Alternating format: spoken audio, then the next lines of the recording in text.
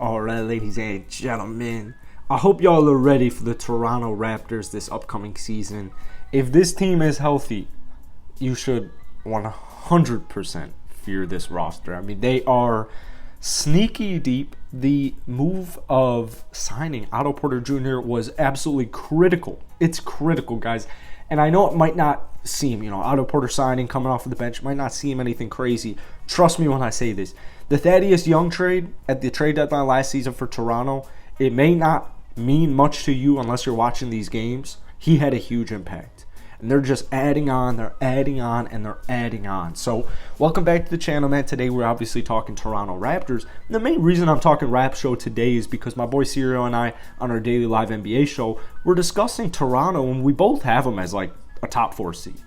I don't know if, they'll be able to stay healthy enough, or if, Boston's really going to fall that much, Milwaukee's going to fall that much. I have Toronto, if I had to guess right now, I would say next season, I think they'll be the 4th seed in the Eastern Conference. I really think they have a legitimate shot at winning the finals. And I thought this last season, and what we saw in the Philadelphia series at the end of the year in the playoffs was you had an injured Fred, you had a sick Gary Trent Jr., you had a OG Anunoby just coming back from injury, you had Scotty Barnes get injured in the first freaking game, and you had Pascal Siakam getting double-teamed anytime he touched that basketball. So they essentially had very little to no playmaking because your Freddie's injured, Gary's sick, OG's just coming back, Scotty's injured.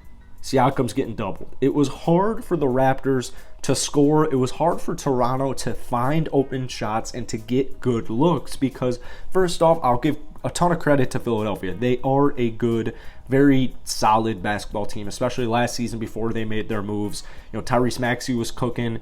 The Raptors were just short. They were just short, man. And what we saw when everyone kind of started, Scotty gets back. Freddie gets back. Gary's not sick anymore. OG's gotten a couple games under his belt. What did we see? We saw the Toronto Raptors come back, and pretty much for the most part at the end of the series, they started to dominate, or at least maybe dominate's definitely the wrong word because they didn't win the series. They started controlling the basketball games. That Joel Embiid three-point shot, no disrespect if you're a Philly fan watching this video right now, but that will never happen again. It will never happen again. Just like the Kawhi shot. That will never happen again. Or at least it's going to be a long-ass time until you see stuff like that happen. Philly and Toronto, they're a deep rivalry, and it means a lot to these players, and it means a lot to these fan bases. I know this for a fact. As good as Philly got, if Toronto pairs up with them right now, they played a 7-game series, I think Toronto would get that leg up. Now, here's the thing. I have one dilemma with Toronto, and it's OG Anunoby. And it's not an OG problem. It's not an OG problem. My thing is this. When I'm building championship rosters in 2K, if I was building a championship roster, basically, I want guys who are going to stay healthy. And OG Anunoby, what I either need from him this upcoming season is I need a consistent year of playing time, and I'm talking over 60 games at least.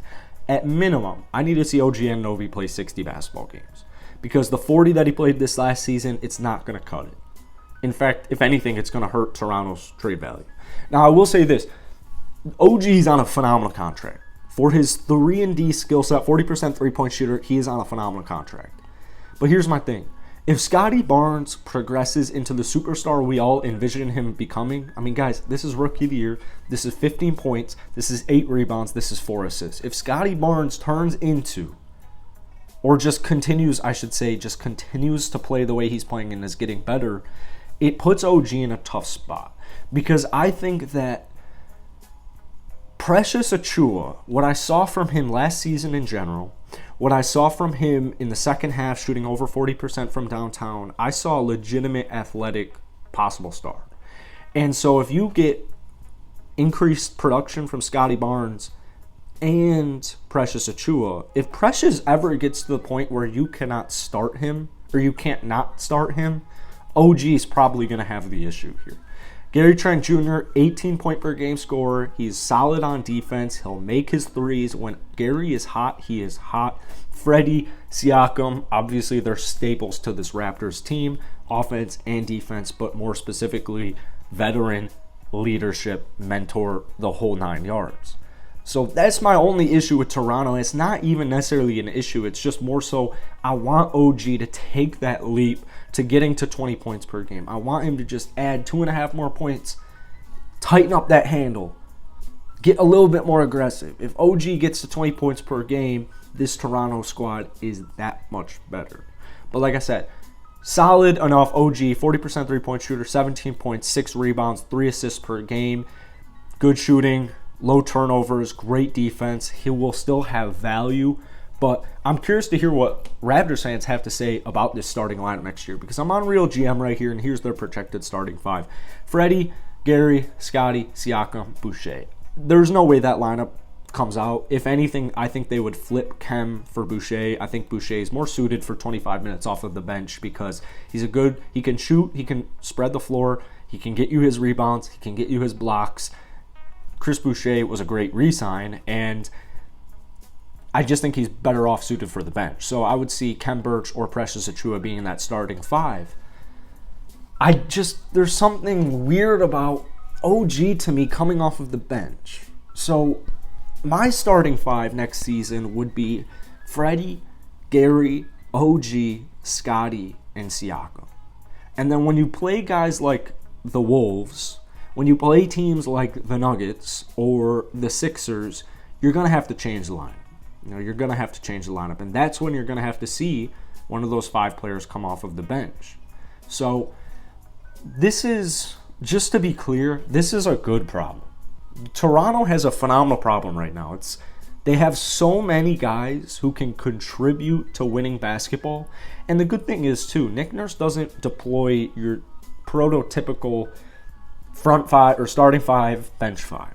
Right? What we see a lot of is we see Scotty start a basketball game. He'll play 3 minutes. He'll get subbed out. He'll come back in, halfway, 5 minutes, 4 minutes, whatever, play a little bit into the second quarter. So Nick Nurse staggers his rotations. He staggers his lineups, in my opinion, very efficiently. I think he likes finding the complementary pieces, specifically on defense, those interchangeable positionless basketball players. And the more threats you give him, the more he has to work with.